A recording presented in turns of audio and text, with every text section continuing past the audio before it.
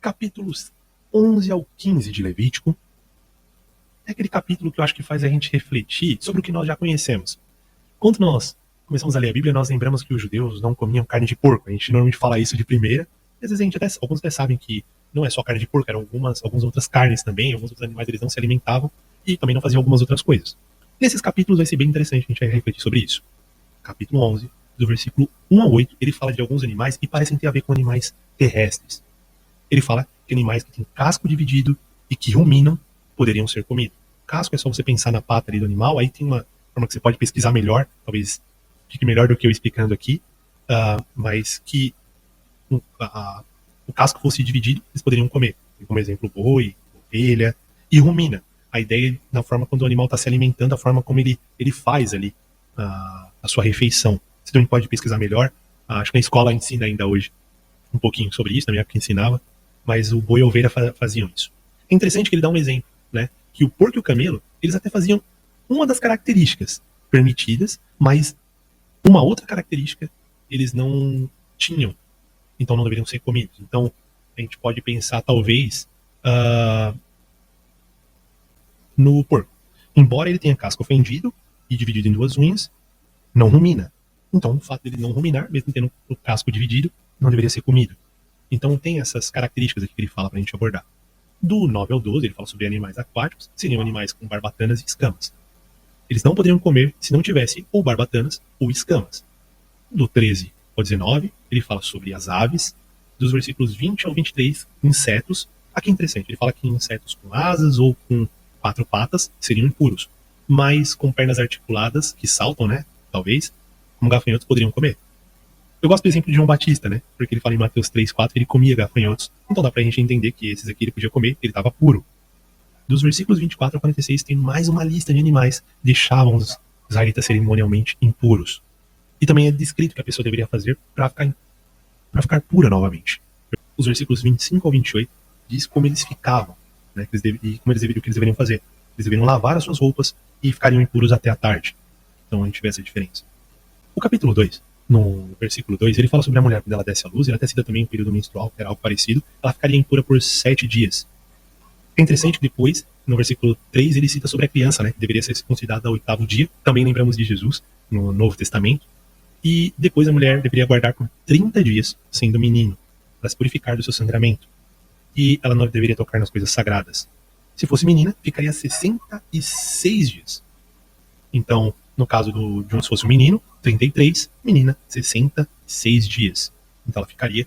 E depois ele fala sobre a oferta pelo pecado da mulher, não da criança, isso é importante. Mas por algum pecado, não por ela ter dado à luz, tá? Mas por algum pecado ela poderia apresentar ao sacerdote. E aqui também, novamente, é importante entender, estar impuro não significa pecado. Aqui fazendo essa distinção que às vezes a gente pode confundir. Então ela ficou grávida e por isso ela pecou? Não. Ele fala sobre outros pecados que ela poderia apresentar, mas enquanto estivesse impura era bom ela ficar resguardada ainda e depois apresentar. Mais pra frente, nos dias exatos, caso sendo menino ou menina, ela poderia apresentar. O capítulo 13, ele fala sobre a lepra. Essa doença muito triste que deixava a pessoa com a pele inchada, ou mancha esbranquiçada, ou brilhante, como ele cita, e os sacerdotes deveriam examinar essa parte afetada. Versículos 2 e 3 falam sobre isso. E havia casos onde a pessoa se isolaria por 7 dias para ser examinada novamente como ela estava depois desses 7 dias. O versículo 4 e 5 fala sobre isso. Se havia tido algum crescimento, né? No caso, se tivesse, ela estaria impura. Ele fala sobre também cabelos e barbas, que seriam analisadas nesse capítulo. E depois fala sobre o leproso. Ele deveria andar com as vestes rasgadas, cabelo, no caso, seria descabelado, melhor dizendo.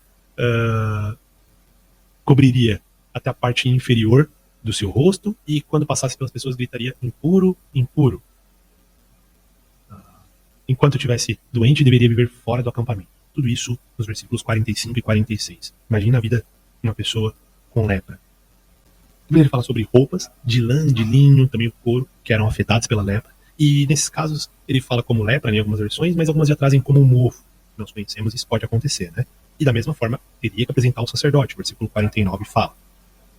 Nos capítulos 14, ele fala sobre purificação do leproso. O que ele deveria fazer? E, novamente, super importante o papel do sacerdote. Ele iria até fora do acampamento, depois começaria todo o ritual de purificação, que é bem extenso e bem interessante. Faria uma reflexão muito interessante. Acho que na pessoa refletir sobre a vida que ela teve anteriormente.